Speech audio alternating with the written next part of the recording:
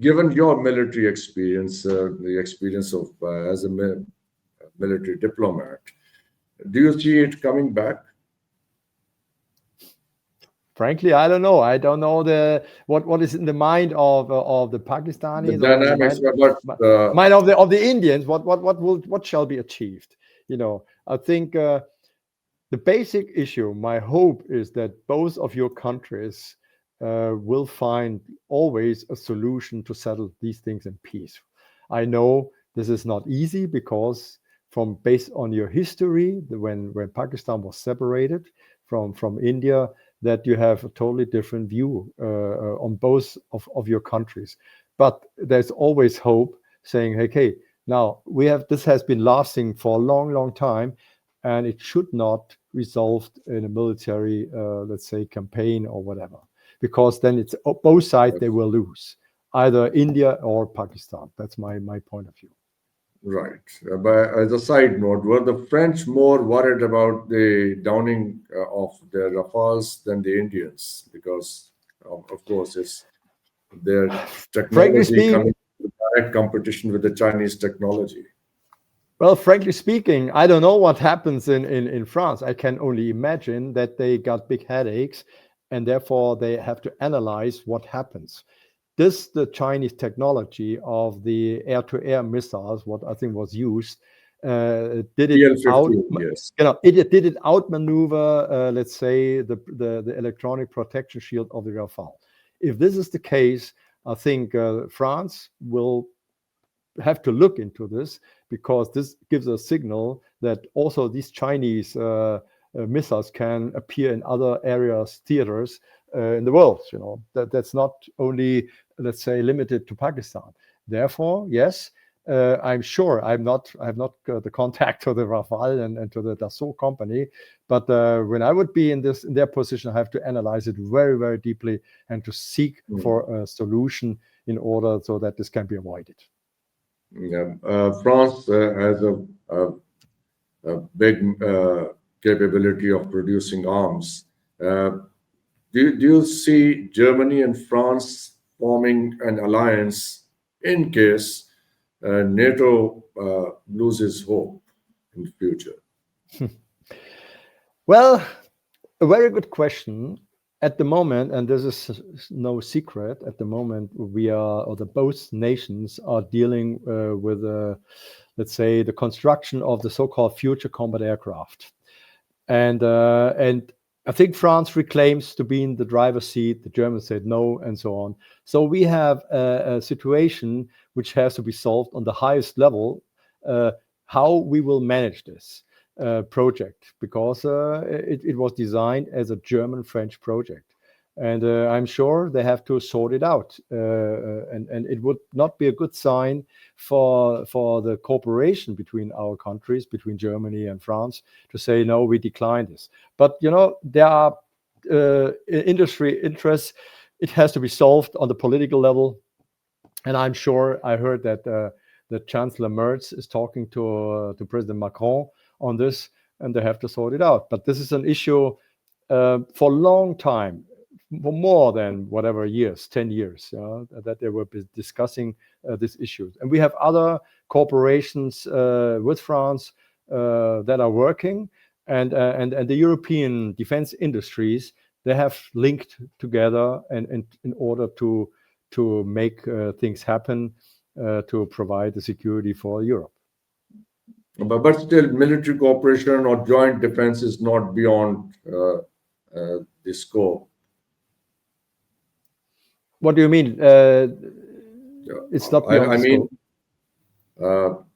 Germany and France having joint defense, some kind of agreement, treaty, pact, in case the Americans continue to push Europe away as far as their security interests is concerned, because President Trump has made it very, very clear that we don't want to be the policeman of the world.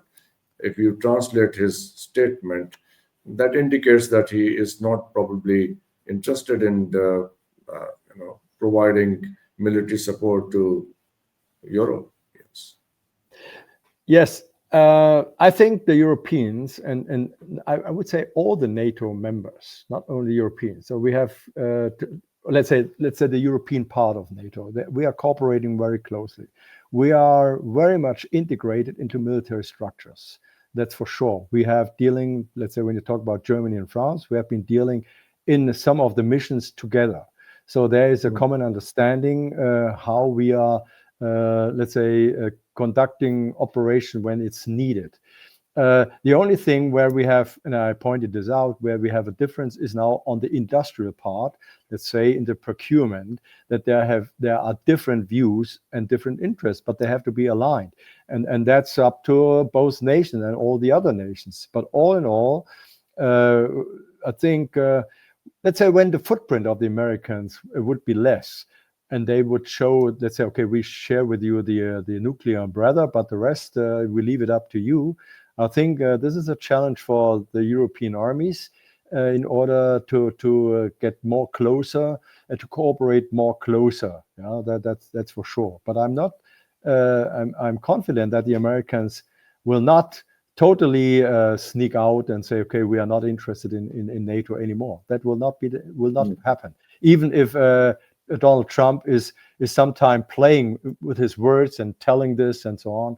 But I only see the facts, and the facts are they have not yet dissolved. They are talking about reducing their force footprint, but this is not happening right now. And as we know from the Cold War, the Americans had a strong relationship when they called this the reforger exercises.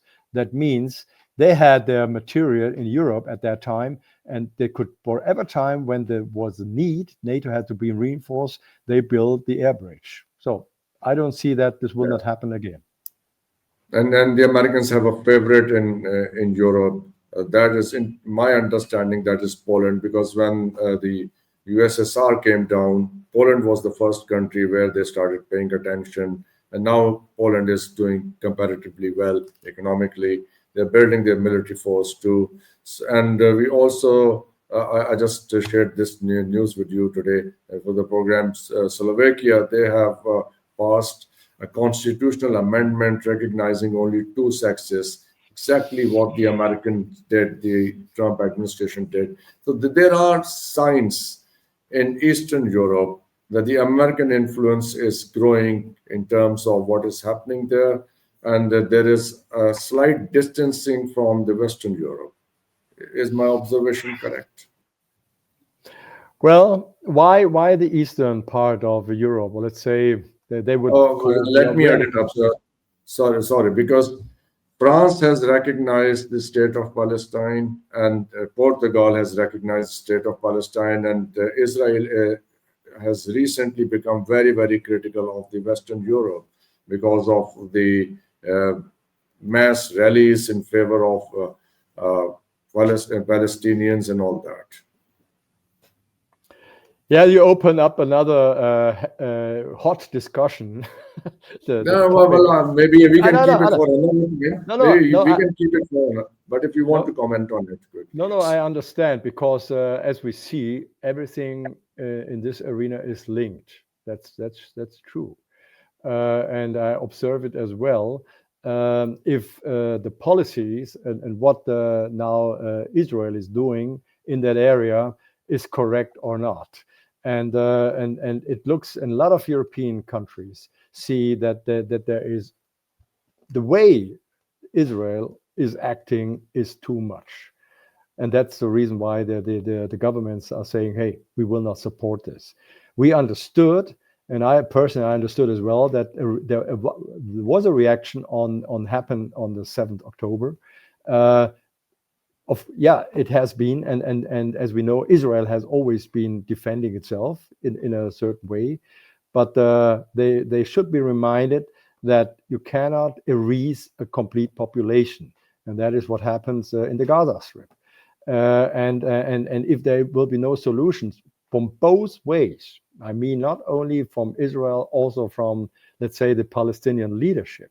And if this is not solved, this will continue, and we see the resolve of Israel, and that's maybe the reason why Some of the European countries say, now we acknowledge Palestine as a state, in order, to give a sign that we are not happy that one country like Israel is acting in this matter as they do now.